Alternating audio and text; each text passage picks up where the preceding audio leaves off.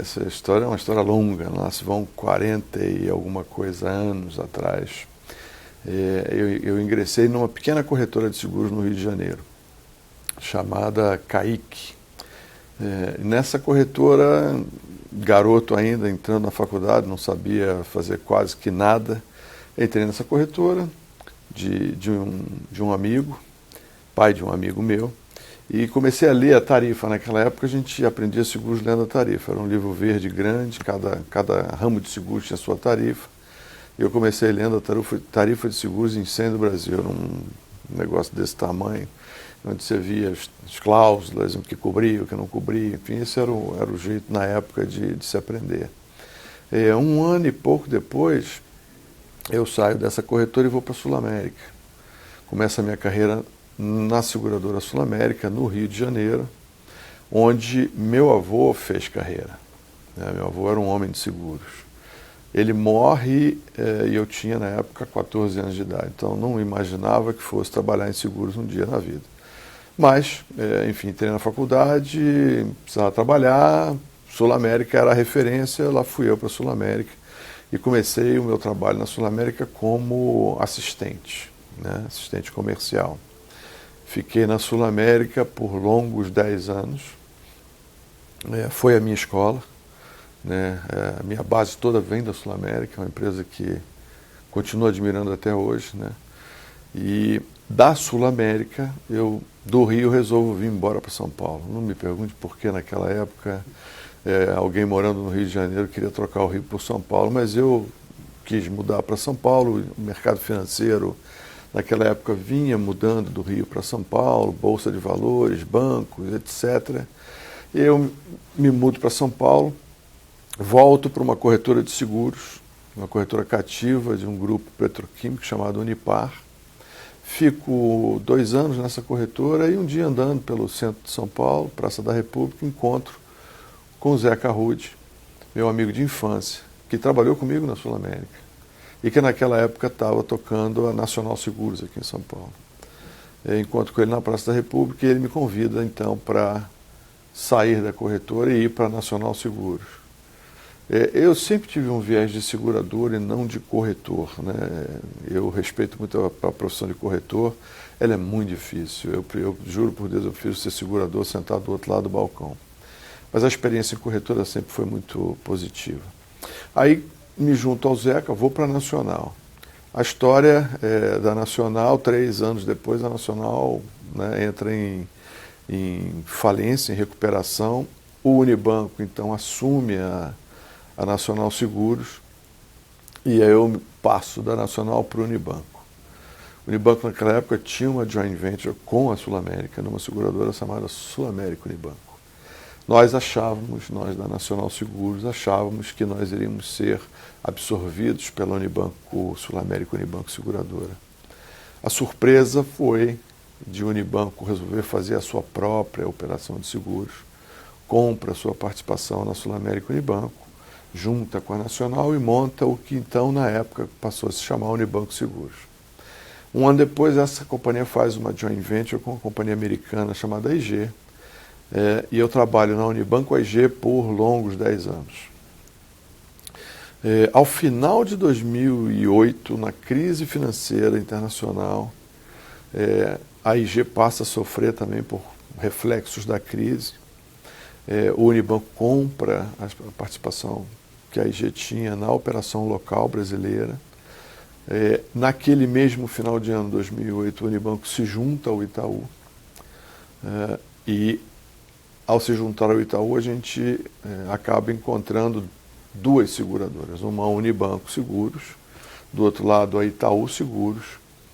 que também tinha, na época, uma joint venture com uma companhia internacional chamada Excel, para a parte de seguros de grandes riscos. O Itaú compra a parte da Excel. Então, nós ficamos com 100% Unibanco, 100% Itaú, juntamos as duas empresas. Então, ao final de 2009, nós éramos a Itaú Unibanco Seguradora. Continuo com essa operação de Itaú Unibanco até 2014. Em 2014, o Itaú resolve vender a operação de grandes riscos, fica com a operação de seguros massificados.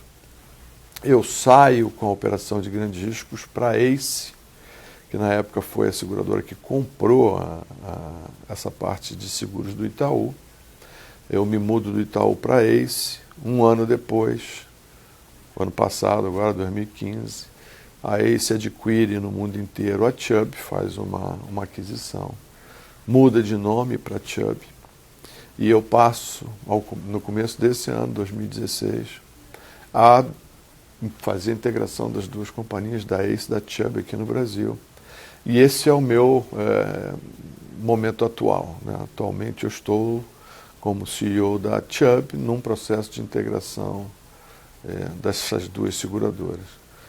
Então, fazendo um retrospecto desses 40 e tantos anos, sempre por seguradoras, e eu diria para você que eu quase não mudei de seguradora, né? As seguradoras foram mudando e eu fui indo junto, né? Enfim, fiz sempre uma carreira estável, nunca fiquei mudando por mudar. Então, acho que isso é uma das características da minha carreira pessoal nessa indústria.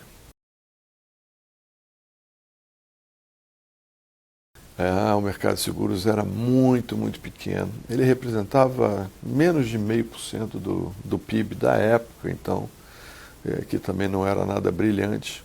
Era um mercado concentrado em poucas seguradoras. A distribuição de seguros por bancos na época, ela se dava através das seguradoras. Vou dar um exemplo aqui para você. O Banco Bradesco, na época, vendia seguros de vida para o Bradesco, na época Atlântica Boa Vista, e para a Sul América, 50% para cada uma das duas seguradoras. A Internacional de Seguros da família Rocha Miranda se marketeava na época, dizendo que ela era a primeira colocada no ranking de seguros, de seguradoras não ligadas a banco, enfim, seguradoras puras na essência. Mas era um mercado ainda muito brasileiro, com poucas seguradoras estrangeiras, um mercado doméstico e muito em cima de seguro de automóvel e de seguro de vida.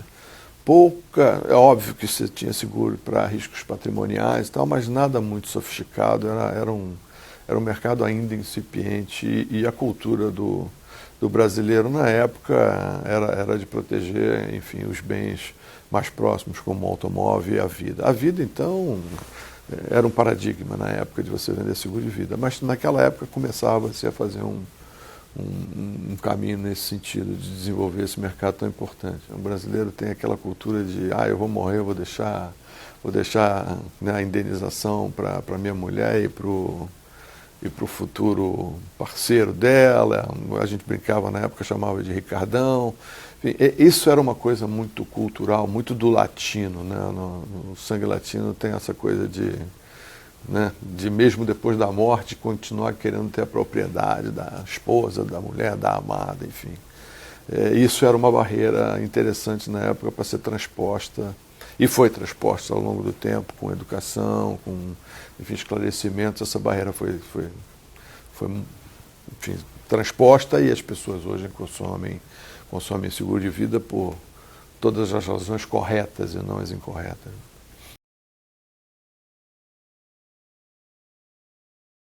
Hoje é um mercado, quando você compara com o PIB, um mercado que tem mais de 5% de participação no PIB, crescendo a 2 dígitos, apesar de todas as crises que a gente tem enfrentado nos últimos anos. Talvez esse ano não cresça 2 dígitos, ou se crescer vai ser 2 dígitos baixo, mas é um mercado que ainda tem muito a ser explorado. A penetração ainda é baixa em alguns setores, é um mercado que se especializa ano após ano, é pujante, protege tanto, né, patrimônio construído por pessoas, por empresas, como protege o futuro de famílias, futuro de negócios, futuro da nação propriamente dita. Você veja a evolução que teve o seguro-saúde nos últimos 20 anos, era praticamente inexistente, hoje é uma potência. Acho que nenhum brasileiro em sã consciência que pode deixa de ter um seguro-saúde. Isso é objeto de desejo de toda a família. Enfim, agora tem muito ainda para desenvolver. É um mercado hoje muito mais composto por empresas nacionais e muitas multinacionais, várias multinacionais, praticamente todas as grandes multinacionais seguradoras do mundo estão aqui. É um dos, talvez, 3, 4 maiores mercados potenciais de futuro, né? Assim que o país resolver seus problemas internos, e vai resolver mais cedo ou mais tarde. Esse é um mercado que tem um potencial enorme para se desenvolver. E todos que estão fora daqui olham para esse país dessa dimensão geográfica, com a quantidade de gente que tem, como uma enorme oportunidade. Estou me referindo aí a Brasil, a China, a Índia, Rússia, enfim, esses são os grandes mercados futuros para a indústria de seguros. A Europa está muito madura, Estados Unidos, idem. A Ásia é um mercado super desenvolvido, então, quer dizer, a nova fronteira são esses países que te comentei, e no futuro longínquo, talvez a África, mas isso ainda vai levar muito tempo.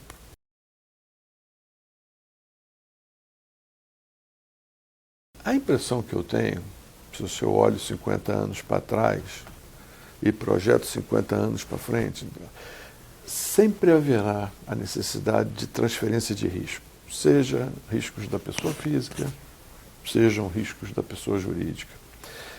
O que vai mudar possivelmente e provavelmente é a forma de fazer.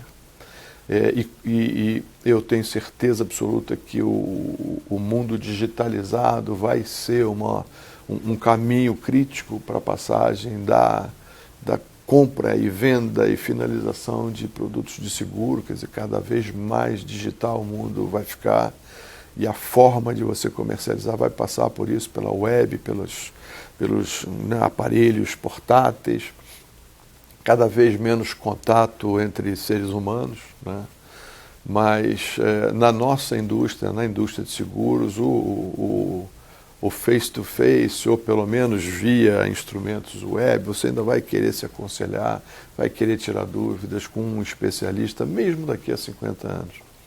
Mas a gente vê novos segmentos sendo desenvolvidos. Hoje a gente fala de cyber risk, né? Riscos de ataques cibernéticos, de roubo de banco de dados, de roubo de informações pessoais, coisa inimaginável há 10 anos atrás, coisa inimaginável antes do telefone celular ter essa presença na vida das pessoas. Hoje está todo mundo plugado, você vê as crianças de 10, 12 anos com seu celular na mão e não falam mais, estão no mesmo ambiente, mas estão se comunicando por texto, numa linguagem toda diferente. Então o mundo vai ser muito diferente daqui a 50 anos. Mas essa indústria vai se adaptar, vai se ajustar. E, de novo, transferência de risco é uma coisa que vai ficar, está aí para ficar. As pessoas vão continuar acumulando patrimônio, as empresas vão continuar transportando cargas daqui para lá, bens de consumo serão oferecidos, apartamentos vão ser construídos, carros, enfim, podem ser mais modernos, não ter um motorista, serem automáticos, mas vão ser carros de qualquer maneira, vão ter que comprar um seguro para proteger seu patrimônio. Enfim, então eu acho que daqui a 50 anos nós vamos ter um mercado diferente, mas possivelmente um mercado ainda maior do que ele é hoje, com jeitos e com produtos atualizados para a época. Mas a transferência de risco está aí e vai ficar aí. Esse é um mercado que no Brasil andou, se desenvolveu, vamos dizer assim, de uma forma mais lenta, mas hoje em dia, na década que a gente está vivendo, a expansão é exponencial. Você hoje tem um sistema judiciário que começa a ganhar um pouco mais de credibilidade pela população, por todas as razões que a gente está vivendo. E isso deve levar a mais judicialização, a mais busca de seus direitos, e por conta dessa busca de direitos e por conta de um processo judicial mais célere, possivelmente a indústria de seguros vai começar a desenvolver mais produtos. Os consumidores, pessoas físicas e jurídicas, vão comprar mais produtos para se proteger contra essas disputas que vêm por aí.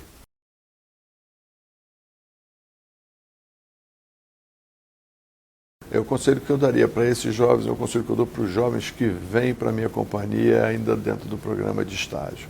Eles estão cursando a universidade, estão vindo para a indústria de seguros por uma alternativa. A gente, enquanto indústria, atrai advogados, engenheiros, arquitetos, médicos, administradores de empresas, economistas, enfim, todas as atividades econômicas têm espaço na indústria de seguros, né? Então, isso é uma coisa interessante, né? A gente consegue atrair engenheiro mecânico, engenheiro elétrico, engenheiro de construção naval, engenheiro aeronáutico. A indústria de seguros perpassa todas as outras indústrias do país e da economia. Então, tem espaço para todo tipo de formação. O que eu digo para esse pessoal é: veja se isso é uma coisa que te dá prazer, se é uma coisa que te atrai, que te encanta, porque se você não tiver prazer no que você está fazendo, mais cedo ou mais tarde você vai se frustrar e vai querer ir para uma outra atividade. Então, entenda se é esse o ambiente que você quer trabalhar, e se for esse, invista, se desenvolva, se autodesenvolva, vá buscar uma língua estrangeira, vai buscar um inglês, um espanhol, enfim, vai buscar se diferenciar em relação a outros jovens semelhantes, porque essa é uma indústria que, de novo, tem um potencial de crescimento enorme. A gente ainda está muito, muito aquém do que a gente pode ser. É uma indústria bilionária, é uma indústria carente de formação de mão de obra. A gente não tem no Brasil uma universidade para a formação de pessoas que vão trabalhar na indústria de seguros. Lá fora você tem universidade, você vai se formar em seguro. Vai fazer 4 anos de universidade em seguro. É evidente que eu concordo com você, a Funenseg tem feito um papel fantástico no desenvolvimento do mercado, de treinamento de mão de obra, de formação de corretores, de seguros e por aí vai. Mas, ainda assim, é uma entidade, você não tem uma capilaridade, ao meu modo de ver, ainda que atenda ao país como um todo. E eu acho que a gente, no futuro, vai ter, sim, mais escolas ou mais universidades ou cursos de graduação para o tema de seguros, não só a Funenseg. A gente poderia ter uma Fundação Getúlio Vargas, poderia ter um INSPER, poderia ter outras universidades, PUC, e por aí vai, né, ajudando a formar a mão de obra para a nossa indústria, que infelizmente ainda é carente. Via de regra, o executivo de seguros é formado na sua companhia. O investimento é da companhia, o treinamento às vezes é no exterior pela companhia. É o que a gente tem hoje, infelizmente ou felizmente, né?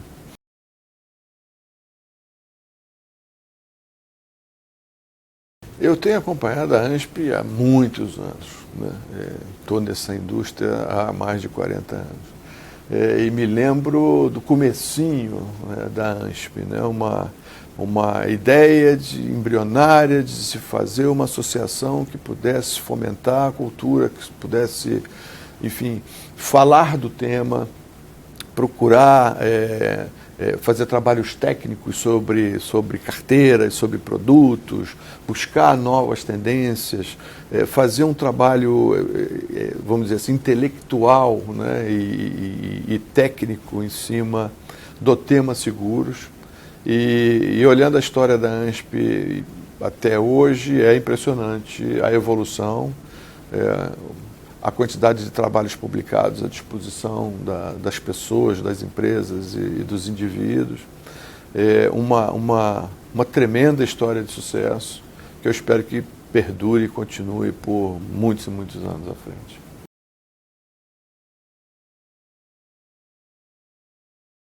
O Mauro é um companheiro de longa data, uma pessoa que eu gosto muito.